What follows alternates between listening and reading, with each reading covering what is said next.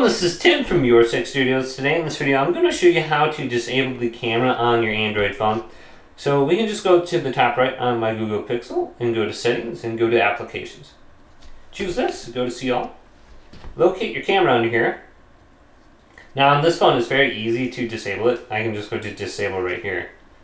And the camera option will be turned off. It doesn't even show up on here. It was under here before and I won't be able to search for it and find it.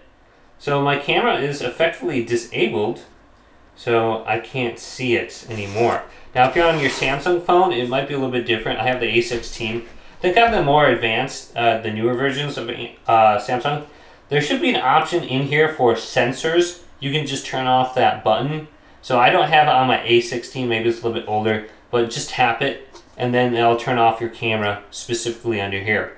Otherwise we have to go to settings, going down to apps, and it'll be pretty much the same thing. However, on mine, there's no option to disable it under here. So if I go to the camera, no option to disable because it's grayed out. So I have to go to permissions, go to my camera permissions, and then I want to go to see all permissions. Now anything using the camera under here, we can disable. So like X recorder, we can go to don't allow, and we can just turn it off with every app if we don't want it to be allowed. So you can decide what you want. So I can set my camera to don't allow. So this will only be for the camera application.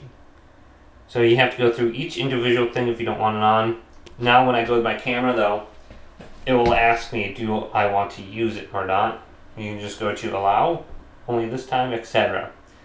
So we can do only this time and my camera will open up here. And I don't want location tagging turned on. So just kind of a workaround. My Google Pixel is a lot easier, but once again, if you have the option to turn off the sensors right here under the buttons, so much easier. Hopefully this video did indeed help you out. If it did, leave it a big thumbs up and subscribe to my channel down below for more tech videos coming up next on Your Six Studios.